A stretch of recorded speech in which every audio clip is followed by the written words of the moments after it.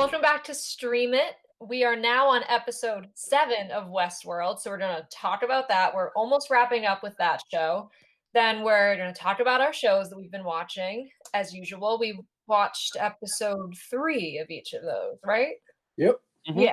So then we have a few things to look ahead to, but we also thought it would be a good time to just talk about anything good that we've been watching, because there is a lot of stuff has come out, even though there's not a lot coming out. So we can catch up on those. And yeah. So Westworld episode 7, in my opinion, it reminded me of the old Westworld because it was mind twisting and like a pretzel and Oh yeah. so, Yeah, good episode. Good setup for the finale. yeah, everything finally like came together. I feel like Yeah, the characters have all been separate or clashing now. Exactly, which we love to see. Get some answers, especially in a show like you said that's so crazy and all over the place. This one also did a good job of setting up, is Dolores the bad guy? You know, and made you start to wonder, like, wait a second, what Maeve was saying was like, maybe Dolores is the bad guy in this. I'm still a little fuzzy on their two sides. Like, what is Maeve's stance? Maeve is defending the predicting like algorithm machine future thing, because Serac wants to keep that and have everyone's like everyone's destiny like planned out and all that. And Maeve wants, Dolores wants to get rid of that and let everyone just be free, have a revolution. And I think she wants to have hosts kind of become the like superior race. Yeah, and Maeve mentioned when they had their face off, she said something about, I don't want like my daughter to be like a slave to your army or something. So I think Maeve thinks that Dolores wants to kind of like get all of the hosts that were sent to that like safe haven place. Maeve thinks that she wants to like basically force them all to be like in her little army, I think. I don't know if Dolores has ever said that. That was the first time I can think of hearing of that idea, but Maeve is worried about that. Yeah, I feel like they've hinted at like Dolores starting a revolution or like, but then all she really says is like, we deserve to be free and make our own choices and like pursue our own destiny. So it's like they're kind of like insinuating that she's the bad guy, but really like if from a human standpoint, it's like let everyone be free or like control them with this robot algorithm. Like I think everyone would be like, we want everyone to be free. Like, so in that sense, she's the good guy. But they keep like hinting that she like wants to like a robot takeover, and there's really not a ton of evidence around that. Basically, there already is a robot takeover, just controlled by Serac. Yeah, exactly. Like, what's the difference between like Westworld, where the hosts are like being controlled, and in the real world where like humans are being controlled? Yeah, I think the way Serac has that thing set up, Dolores feels like it is too much like Westworld. It's like this is telling everyone what to do. Yeah, she like broke out of Westworld. Now she's trying to break the world of that same control. So I don't know. I'm on Team Dolores, I think. Yeah, I don't know. I haven't like picked a side. I don't know. I feel like Serac's the bad guy, and I feel like Maeve's just kind of like a pawn in his like thing. But I feel like there's something more with Maeve that I don't know if we're missing or we haven't seen yet. Yeah, because she's like fighting and like doing so much stuff. The whole time she was talking to Dolores, I felt the same way where I was like, I think I'm on Dolores's side, and I don't like disagreeing with Maeve. Like, I've been like the consistent favorite. For all of the seasons. And her whole, I mean, I feel like her incentive is her daughter, but at the same time, I'm like, there must be more because I don't think that would be driving her to help someone as like twisted as Sirach. Yeah. There has to be something else. Right. Maybe we gotta rewatch some of the Maeve scenes, or maybe it'll come together in the final episode what her real stance is. Mm-hmm. But it's definitely a little cloudy around like what the motives are with all that. Yeah. So to jump back right to the beginning of the episode, I loved the opening scene where we finally got Clementine back. So we found out who Maeve's help was, which was Clementine and the woman from Shogun World, who was like, I think she was like, was she like the Maeve equivalent in that world? I think so, yeah. Sounds right. So they were the ones being created in episode 6. So I thought that was very exciting. And they killed Shogun Dolores. Yes. Yeah, who was originally, we saw him like 3 episodes ago. Yeah. In like the he was like the master of that gang. And he killed Maeve in that episode. But so when you're saying the ones that were being created, you mean when like who somebody squished? Yeah, but like 2 of them were left. Yeah. Okay. Yeah. That's great. That is so. Those 2 are on Maeve's team. Yes. Yes. Right, because they were fighting the Dolores. Yeah. Yeah, it's hard to keep these all. I know. This is so much like you were saying, like the first season where it's like, wait, what timeline? Who's who now? Yeah. It's And while we're at it, so William said, I'm going to kill all of the hosts that are alive. So he's like kind of sour about like the whole Westworld piece and how it affected his life. And he just thinks that the hosts are bad. And then Bernard and Chubbs, where do they stand? They're being like kind of held hostage right now by William. They were getting they found info on Caleb.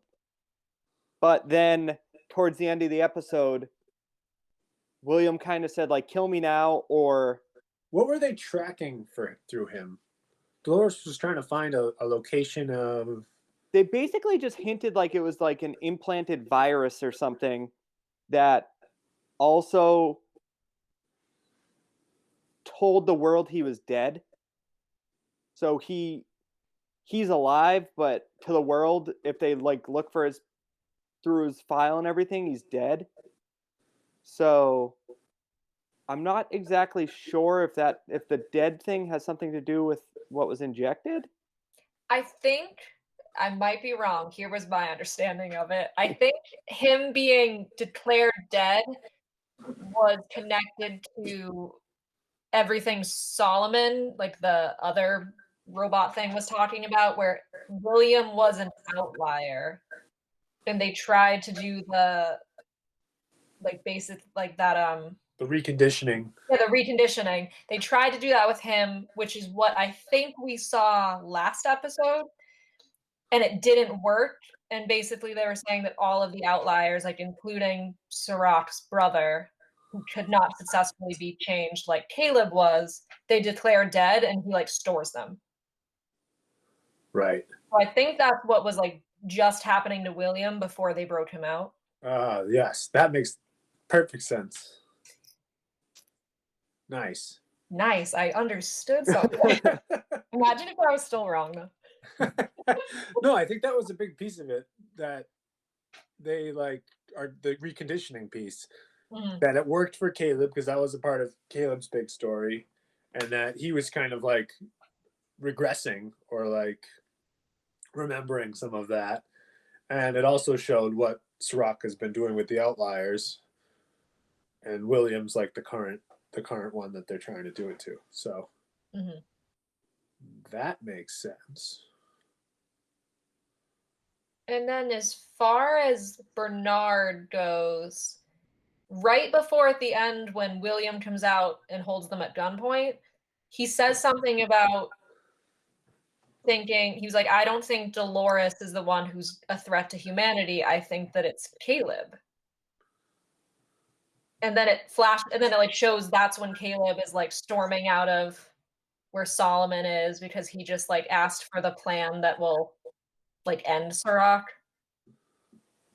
And ultimately probably cause like ultimate chaos. Yeah, so now Which it seems like Caleb is like unintentionally the villain, but well, it seems like he has the power to like unlock the world, which should some believe be mass chaos and also open the door to like I guess Dolores's thing. yeah. Because they're kind of on the same side at that point. Yeah, the lines are blurred now, kind of, between everybody. Yeah. Like, the sides aren't as clear as they were in the beginning. Hopefully talking about this is like trying to iron out some of it, but it's tricky. So my question about the whole episode, really, we had that awesome fight scene between Maeve and Dolores. Then yeah, I liked the drone work. Yeah, 2 drones working. Yeah. But like also the like cinematic, like they were shooting like I don't know, they were shooting a drone from a drone. Yeah. You know what I mean? Like it was just like a crazy scene. Like they kept I don't know, I feel like a lot of fight scenes you don't like cut up to like this aerial gun that's like, you know, it was just cool. But my question is, Caleb did something, or maybe Dolores kind of really did it, and hit a button, and all the hosts just fell over. But we cut to William, Bernard, and Chubbs, and those two, I was waiting for them to like about to kill William or something, and then slump over, but nothing happened to them. So was it like in the area? Yeah. Or do we have another timeline? No. My guess was that was they said they were trying to contain that robot thing to that place. Oh. So I think that was like a like local like zap. Like an EMP. Yeah, like in Ocean's 11. Yeah. Yeah. But basically, yeah, that it was like a something that would just knock out like communications or robots like within the area. Okay. That's the only thing that would make sense. Unless there's multiple timelines or something. It better not be. Which this show is not afraid to just throw at you in the second to last episode. Yeah. That was my guess though, because like they said that they made a big deal about like containing it to that warehouse thing. And like this thing, you know what I mean? So that was my And then the other main thing was we found out that Caleb was actually never in the war, and that he's always just been that like gun for hire. And he ended up killing his best friend that he kept having flashbacks about. And they used some sort of reconditioning thing to kind of trick him into believing that he was in a war. Yes. Yeah. That was part of his, yeah. Yeah. It was nice to have his backstory. I kind of feel like he's going to be a character for a couple seasons, not just this. Just doesn't seem like they would give us this whole backstory just to kill him off in the next episode. Yeah. Yeah, he's too interesting. Yeah. It's wild stuff. Interesting. Hopefully this next season finale kind of gives us even more clarity on all these things. It's Westworld. It's not going to. And then we won't get it till 2023. Explained. So do you think people in the like sleeping chambers, they're not dead, but they're not alive, so could they be like resurrected? Yeah, because usually in futuristic movies, when they're in something like that, you can like unfreeze them or something. Well, there's got to be something to it, because like, why would they keep them? Yeah. So maybe that'll be a little army of that Caleb. Ooh, maybe Caleb can wake them all up. And an army of outliers. Boom. revolution. That'd be sweet. That'd be awesome. Oh, if that happens, I'm gonna be so excited for you, Sarah. She called it. Oh my god. Just another side to be on. Yeah, right. The outliers, the hosts, the humans. Crazy stuff.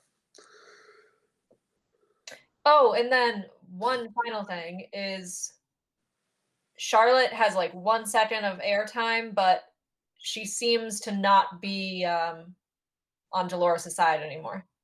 I was just as you were saying this, when I saw that scene, I was like, oh, Sarah was right, because you thought Dolores was the one that did it. So I was like, oh, she was right. It was Dolores. So or at least that's what she thinks. Yeah. Charlotte thinks that Dolores has like left her for dead.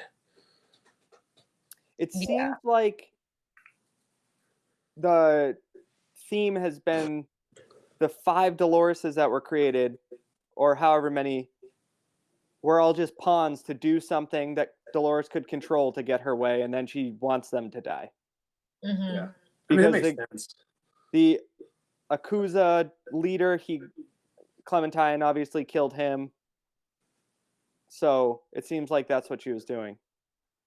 Yeah, which I mean, if you're gonna make copies of yourself, it makes sense that you would like have them to do something, and then you wouldn't want them to be around forever. I guess, I don't know.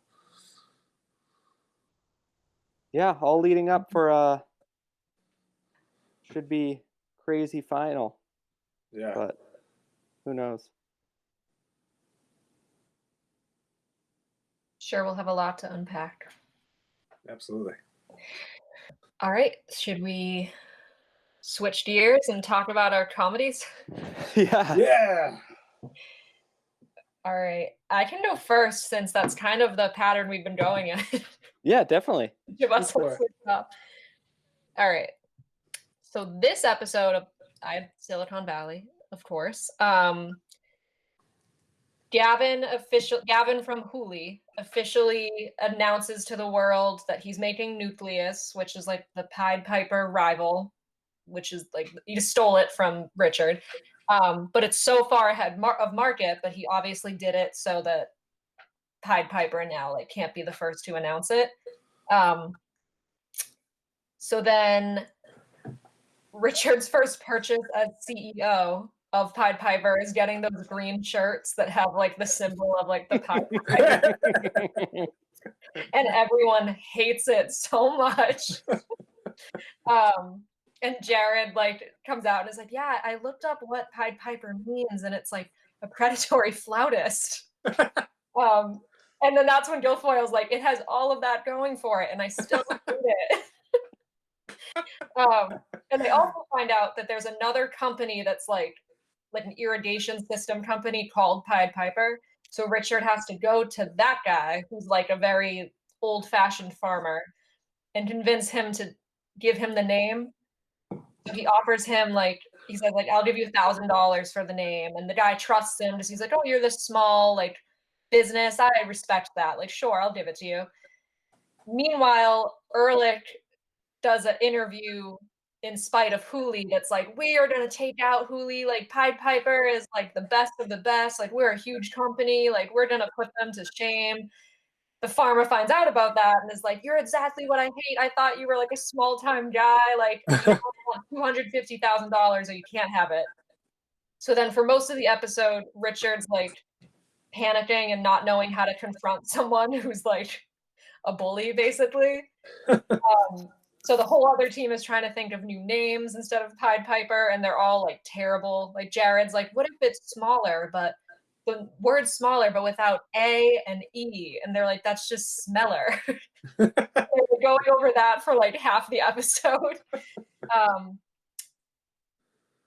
Ehrlich goes on a vision quest. He takes a bunch of like exotic drugs that Guilfoyle had and goes on a vision quest in like a gas station bathroom. Because he's like, that's the best way to think of names. That's how I thought of Aviato. But that just turns into a bad trip.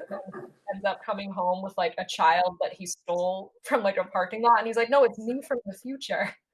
Um, but it ends with the farmer guy who like owns the name Pied Piper comes to the house, sees that they're just a bunch of nobodies working out of a living room, and he's like, "All right, you can give me $1,000 and I'll give you the name. Like, you were right. You guys are nothing."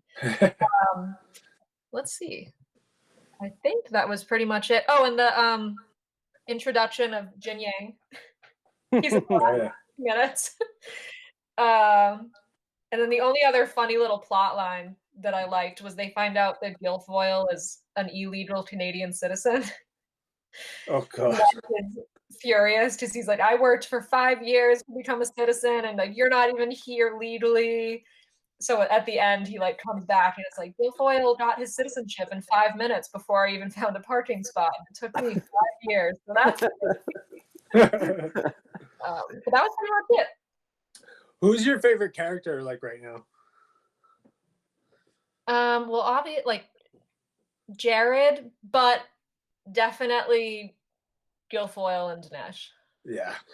Nice. Just their whole back and forth, and it usually has nothing to do with like the company or anything that's vital to like what's happening. It's just like two friends arguing about stuff that has nothing like of importance. Yeah, the writing on that like witty banter is so good. Yeah, like the part where you said it's got all that going for it and I still hate it. Yeah.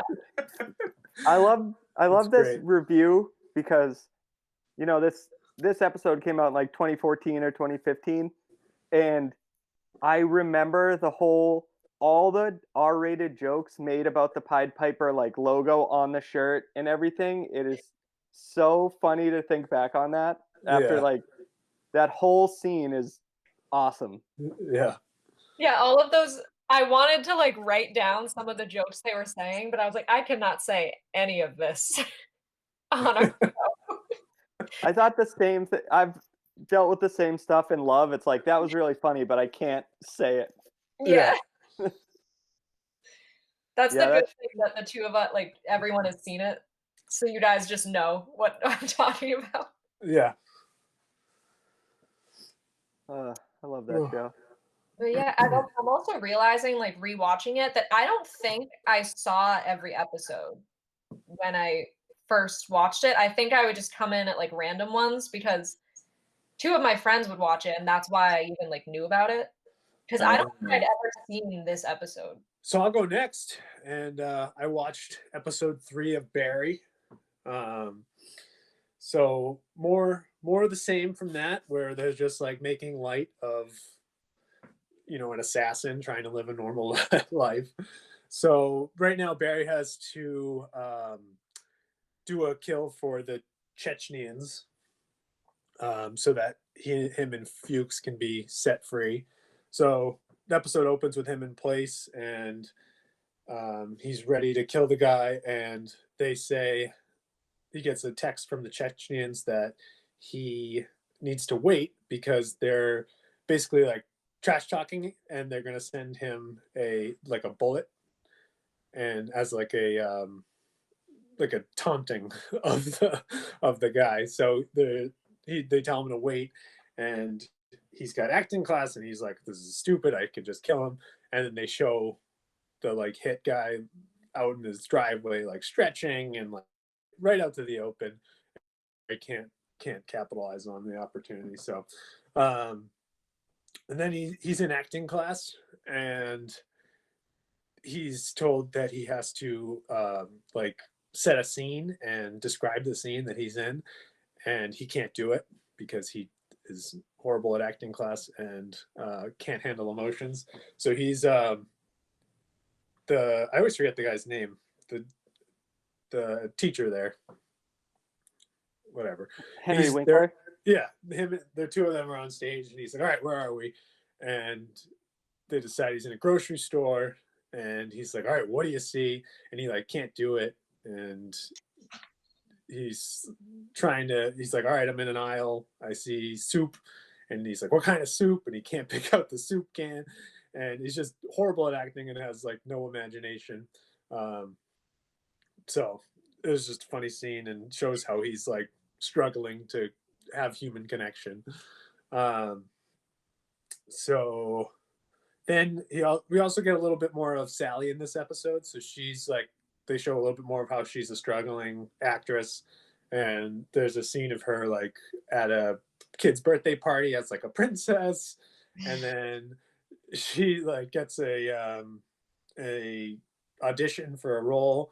And it turns out that it's just like this like supporting role where she's like a mom of something. And she goes into the interview, and the lead is like an old friend of hers who they were on a show together.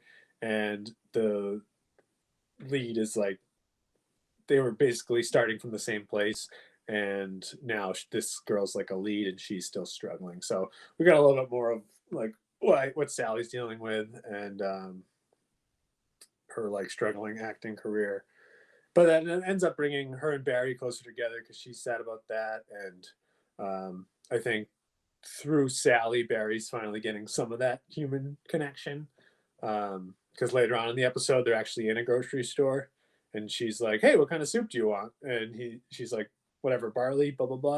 And he's like, "Yeah, sure, whatever." Like, and he can make a decision and like actually be a human. So,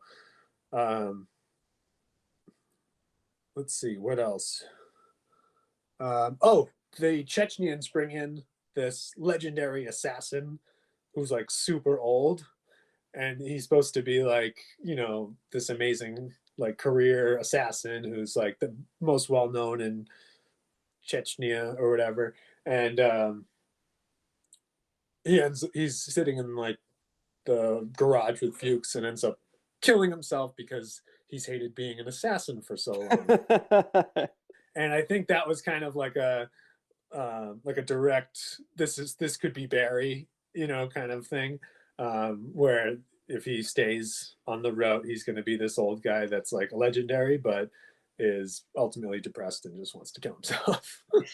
So, one other note I had is he finally does, the DHL package gets delivered. He finally does kill Paco, but he like has to strangle him, and they're outside on like a patio, and right on the other side of like a fence, there's this like party going on, and it's just another like juxtaposition of like real life and like just common everyday stuff with being a hitman and like murdering someone in the yard next door. So they're really killing it with that, like making light of it. Like Hank keeps texting Barry, and he's sending him like kitten memes and like hang in there, like you can do it, like all this stuff, and just making so light of being an assassin and like a hitman and stuff. So yeah, it's good. It's good to kind of see a little bit more from Sally, and like see him kind of connecting a little bit more through her. So that's about it. It's felt like I was kind of rambling, but hopefully no. it made sense. Isn't it funny how like not so much funny in like the case that like there are really funny parts of the show, but Sally's so good at making you see how like self-centered people are, like trying to get like ahead in that profession. Oh where yeah. she like talks about how everyone in the class is bad. Yeah. And like her old friend that's on this feature, just like she's like beside herself that person like got that position. Right. She almost like she plays the part so well, you're like, I don't like Sally. Yeah, she's like, almost a little annoying. Yeah, exactly. Yeah. Also the making light, every little thing. The funniest parts of the show are the assassination parts. Yeah. Like, oh yeah. Anything that's supposed to be serious, they do such a good job of making it actually hysterical. Right. Yeah, and we got like some more of Hank, and he just, the way he talks, and like it's just again making light of like how he is handling Barry. He's good. So yeah, I'm liking it. I had seen that one. I don't know. Maybe I have one more that I've seen, and then the next episodes will be new to me, which would be interesting to see where this goes. So there's 8 episodes of Barry, right? There was last. I think so. I actually have it up. Gene Cousineau is the name of Henry Winkler, the acting coach. That's his name, is Gene.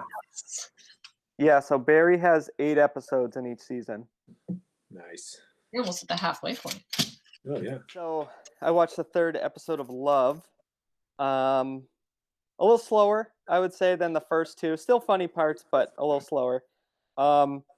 Starts with both of them kind of just like starting their day. It was a funny scene was Mickey's sitting eating breakfast watching a workout video, and her roommate, what's her roommate's name? I always forget. Birdie comes in and is like, do you want to do this with me? She's like, no, it looks really hard and stuff. And then then Gus is like getting ready and he keeps composing a text and erasing it and composing a text and erasing it. And I was just like, wow, that's so true. That hits so home. Like, then on the way to work, Mickey rear ends someone and then just drives off.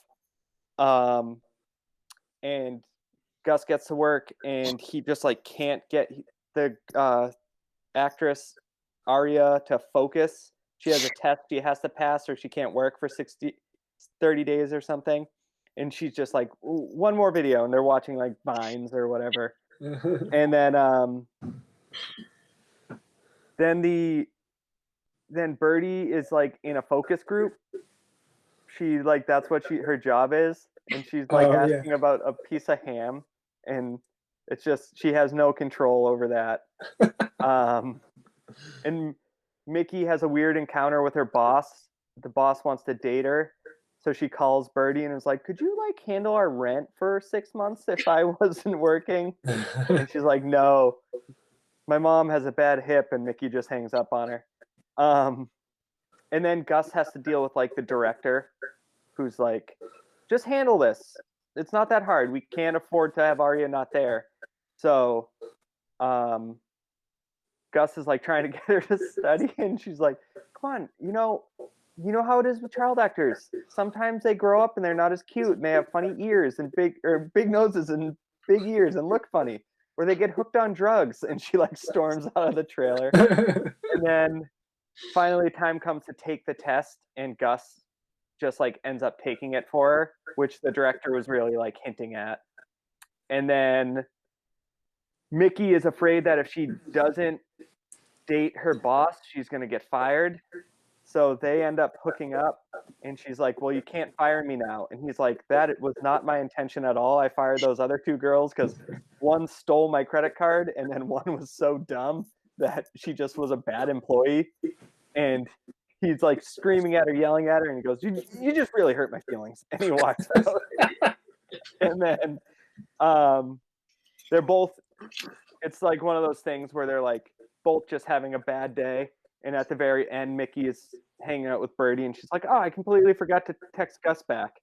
And she texts him back, and he's like in the golf cart with Arya, and he's like upset, and he knows he shouldn't be in the golf cart. And she's like, he gets a text from her, and she's like, "I want to go somewhere where we can go fast." And he's just like, "Yeah, just open this thing up, floor it." And he gets so pumped up at the end of the episode, and that was it. Oh, that's good. Yeah, I like that show so much. Yeah, it continues to like just be so like very dialogue. Certain things in the dialogue are so funny. Yeah. Just certain things that they both say, like when Mickey's watching the workout video, one of the things she says, R-rated joke, but it's like that's so funny. Like yeah. And then Gus and the director's nephew are talking. It's like the director's nephew is like the food person for the show. Oh, yeah. Like, who drinks these green drinks? It's disgusting. She's 12. Who does that? And Gus is like, "I don't do that, and I'm 30. I'd kill for a Capri Sun right now." Capri Sun. Just random little things like that. Yeah, it is pretty smart writing in that show. It's such a character and like writing driven show. that even like you said, it's like a slow episode, but it relies so heavily on just like the funny dialogue and the characters, and I think like it works. It does, yeah. Also, I'm like 3 episodes in, and the whole thing's happening between Mickey and her boss, who I think the boss is funny, like his whole show and everything. And she kisses him, and I'm like, don't do that. Like, I'm like invested now. It's like, it's really good. I'm definitely hooked. Good. And the more it goes into Mickey's workplace, but also every scene with like Arya and the whole ridiculousness of him being like an on-set tutor. Some of like the funniest scenes. Yeah. Yeah. So like, it's another good like LA like young young adults in LA trying to like figure it out. Mm-hmm. Yeah. There's just all little, the whole thing with Arya, like, she's like, if you let me do this, I'll give you 20 minutes of studying. And then the next scene is them doing like Just Dance. It's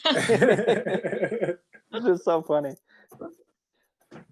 Yeah, it's really, really good. Is there anything just good that you guys have been watching besides Westworld and these shows?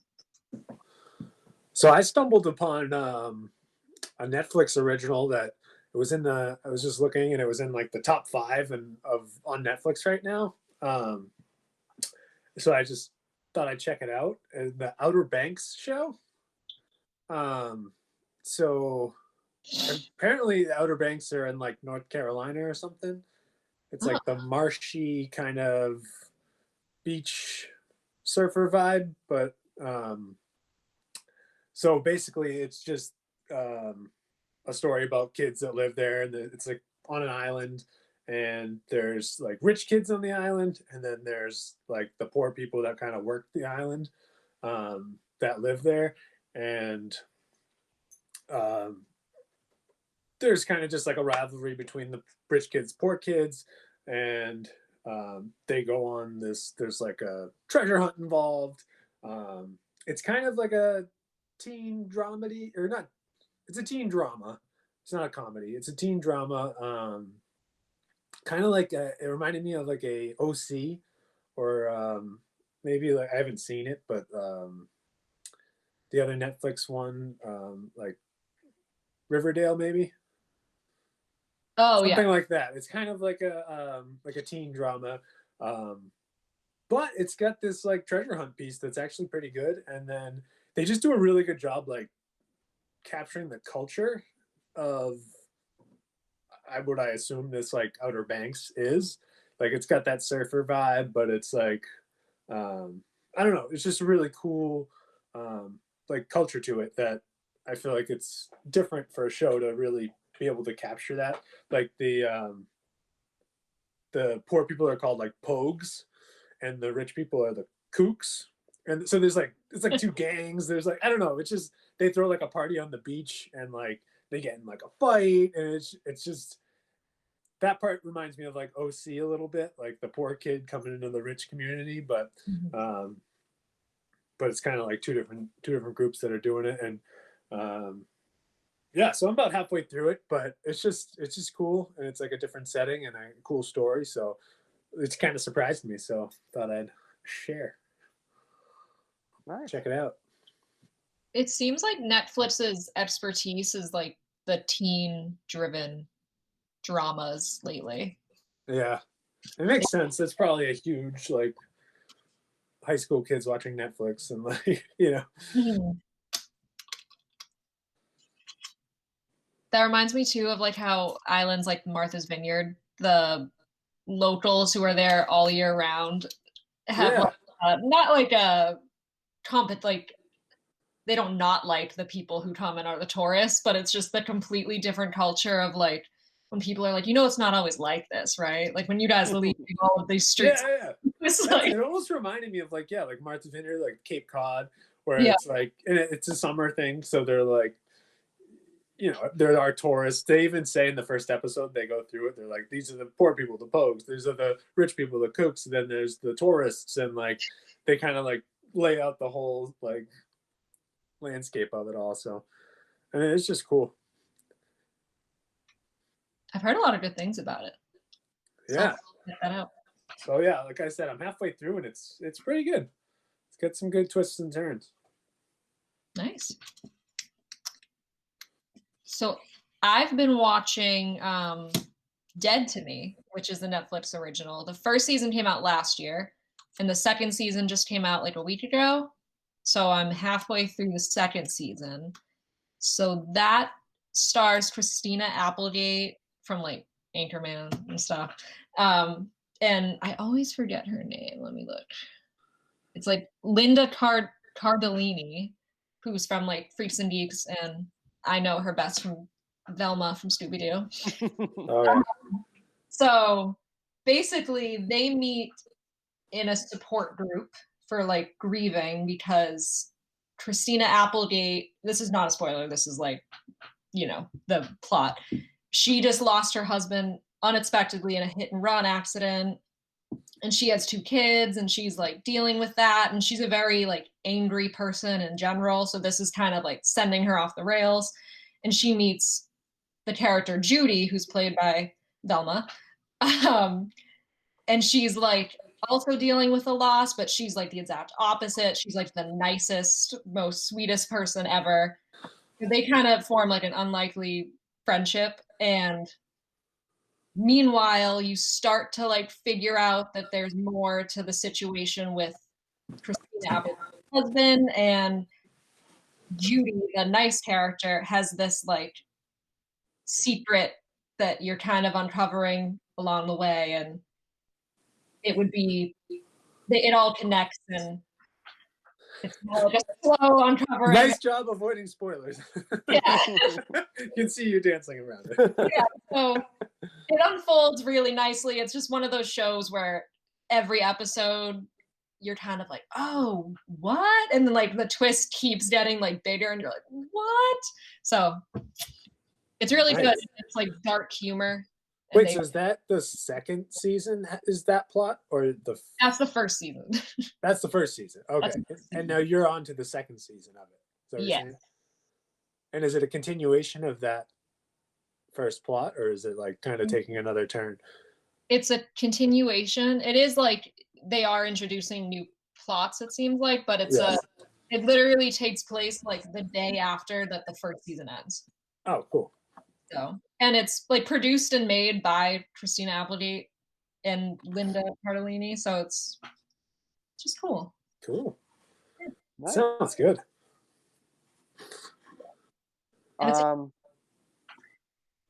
Yeah, so mine's a little different. Mine is a documentary, the Michael Jordan documentary that's been playing. I mean, all the stuff has happened before, so not really a lot of spoilers. Easy to find out, but so basically the premise is he was on the Chicago Bulls from 1984 to 1998, and going into 1998, they weren't gonna re-sign the head coach. Like the general manager came out and said all this. They're not gonna re-sign the head coach. The second best player on the team, Scottie Pippen, had been upset about his contract for years. So he was like, I'm not re-signing here. And then Michael Jordan was getting older. He was like 35 at this point. And he's like, well, if you don't bring the coach back, if Phil Jackson doesn't come back, I'm not coming back. So this is all happening, and they have won 5 of the last 7 NBA championships. And all this stuff is going on, and Michael Jordan says that, and the GM says, okay, fine. We'll just rebuild. So going into every season, the coach had like a theme for the team. And going into this last season, he called it The Last Dance, which is the name of the documentary. But is that where it starts? Like it starts 98, or do they? It starts in 1998. They do it so cool, and it shows all this crazy behind-the-scenes footage of 1998 that they've had for years and no one's seen because Michael Jordan had the rights to it. But then they'll be like, this team in 1998, you don't even know what it was like when I was a rookie. And then it like kind of shows a timeline, and it goes back to 1984. And it talks about him in like North Carolina in the 80s, and then his rookie year. So bounces, it shows a chunk of 1998, but then goes back to a different time. So it's like a chunk, and then they're talking about how in his last game ever in Madison Square Garden, he wore his original Jordan shoes. So then it goes back and it talks about his shoe deal. And like how it goes back talking about him being like a global icon. And then how he played baseball for 2 years, how he was in Space Jam. So it's just like constantly, here's the last season, but here's like what brought him to this point. And it's that's just cool. That's a cool way to show it. It's so well done. And the people they have like interviewed, it's crazy. Like everyone said yes to interviews for this documentary. Like they're not missing out on anyone. Yeah. Like Dennis Rodman, who was a crazy character on the 1998 team, in the 90s dated like this, got married to this heartthrob, Carmen Electra. So they're interviewing her. Yeah. Like they got every character that you could think of. And it's actually like a little sad now because like they interview Kobe about the All-Star game in 1998. And then they interview the commissioner for that whole time. Both Kobe and the commissioner died within like a month of each other. So it's just like, yeah. So it's just so well done. And it's kind of everything sports fans want right now because it gives you something to look forward to. This was supposed to come out in June when like the finals were over and all that. But wow. So is it basically a recap, or are they like diving into like the politics behind it? So it's like it gets into a lot of stuff because he was such a gambler. He was such like a. So it's like his life story, not necessarily just his career story. Exactly. Yeah. Yeah. Cool. Like Air Jordans are the most popular shoe for like sneakerheads and basketball fans and stuff like that. Right. He didn't want to meet with Nike, but his parents made him. It's like crazy stuff like that. He was like 22 right out of college, and his parents said, just meet with him. Tell him no, but just meet with him. Yeah. So it's just crazy. Wow. That's pretty cool. I feel like some of the documentaries of like, or that style have been pretty cool, like to have on Netflix and stuff, like Tiger King at the beginning of the like March with all that stuff, and even like Making a Murderer like a year or two ago or whatever. It's just a cool, like different. It's funny for like a documentary to be like a, like a top hit in streaming or something, Would you say like Making a Murderer, and then ESPN a couple years ago did another one on O.J. Simpson? Yeah, those two kind of kicked off like a multiple episode. They did the what's his name, Aaron Hernandez too. Yeah, it's like a multiple episode. It keeps you so hooked and you get so into it. It's so much better than here's a 2-hour movie documentary. Yeah, and like you said, they can break it up like Michael Jordan's Space Jam, playing baseball, like the different things. It's kind of I don't know. It's a cool way to do a series. Yeah, kind of dive into different parts and like. So they've shown really popular and successful. Yeah, so they've shown 8 episodes. So the flashback episodes have gone all the way back to his career through the 1996 season. So there's one more season, then I'm guessing the last episode is going to be like probably the finals and how it all ends in 1998. Yeah. I mean, it's kind of like for the sports stuff, like the 30 for 30s or like those were popular, but those were just a single episode of a. Yeah, until topic, basically right? That OJ one, where the guy was pretty much came out and said you can't make this one episode. Right. And it was like so many, 4 2-hour episodes. Yeah, there's so many good sports stories that like have more to them than just like success or failure or whatever of like, the game. Mm-hmm. But outside of that, just in general, like Tiger King was a huge like phenomenon just because it was ridiculous that it was even like is a thing, like that's a kind of an outlandish story, but it really happened and they're real people and like just crazy to like see that in that format. Yeah, documentaries have been like reborn in the past like several years. Yeah. Since you said the OJ one kind of kicked everything off. Because I feel like documentaries there was always so many good ones, but I feel like the general like public, the idea, like they were thought to be like boring and like, why would you watch a documentary when you can watch a movie about it? Yeah. Exactly. Yeah. Found such creative ways to tell the stories. And even like someone like Michael Jordan, like everything that you've been saying, you could have a whole documentary just on his shoes. Exactly. Yeah. Yeah. So that's cool. Yeah. It's just, I've heard people say like, I don't even really like basketball too much, but it's like event television right now. It's like 8 o'clock or 9 o'clock on ESPN. Sunday nights, that's when they show it. So it's like a thing to look forward to. Mm-hmm. Yeah. Plus, Pretty sometimes like if you can get creative with how you do a documentary, it's just so much cooler. Like when it started, like flashback, back to the present, flashback. Well, not even present, but it's just really cool. Yeah, it's almost like they're revealing things. Like it like as a show, it almost leaves you like anticipating the next, like what happened after that 90 whatever season. Like what like what happened when he did Space Jam? How did that go? I can't wait to see the next episode. To see, you know what I mean? Like they do they do it in a way that kind of keeps it like a traditional show where you're like awaiting to see what happens. Yeah. Which is pretty cool. So yeah, I would say so how this works out, I've heard, is it was a deal between ESPN and Netflix. So it's going to air live on ESPN and then go to Netflix. Oh, nice. So it'll be on Netflix soon. That's awesome. Cool. So I do have two things for looking ahead.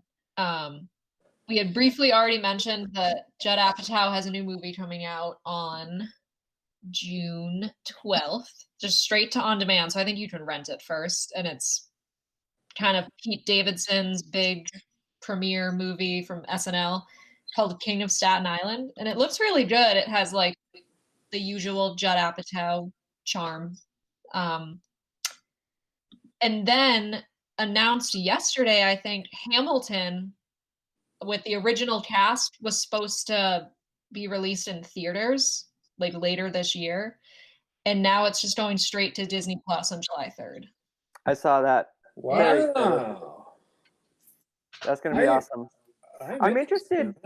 Now, have you heard, is it a specific performance that was recorded, or are they coming together with it like set up, like this is how we're going to shoot it, and they're going to do the performance?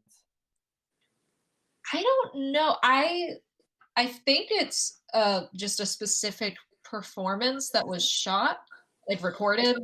Because I have seen clips on YouTube of high quality, multiple cuts, like just like of one song. Yeah. So I don't really know anything about it, but my guess would be if they were going to do this and release it in theaters, that they would shoot it for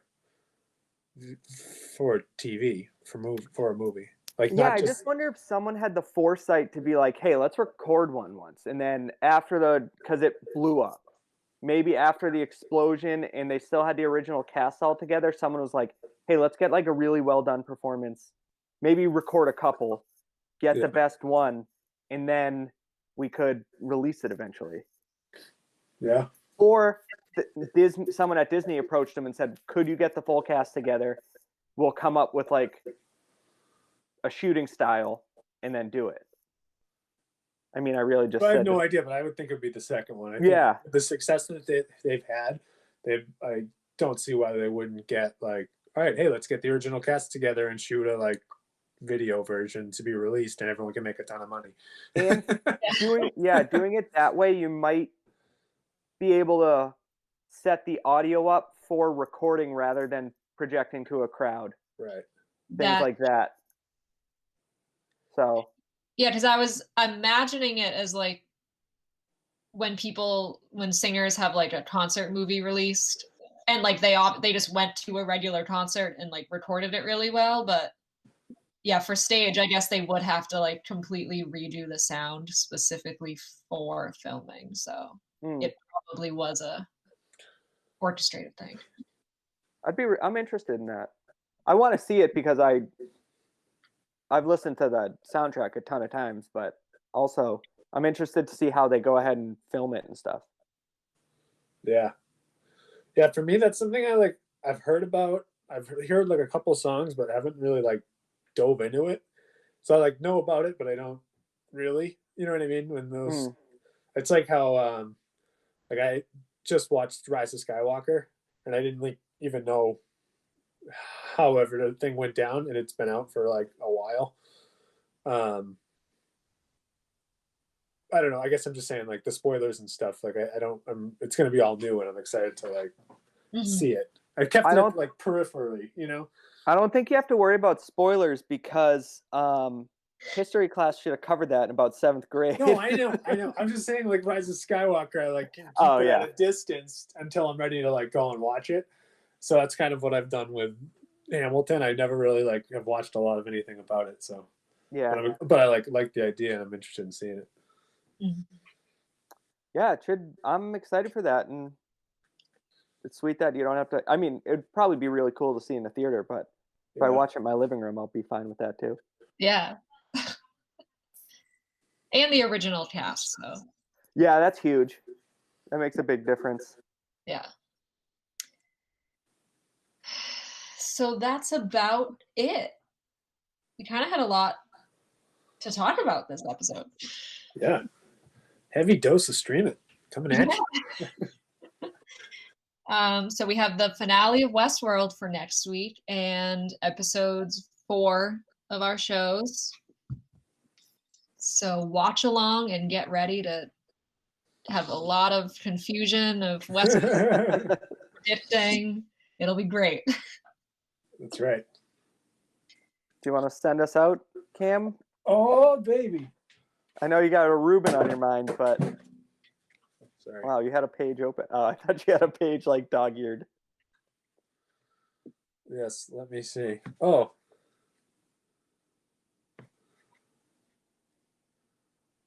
No, that's one. Dead air.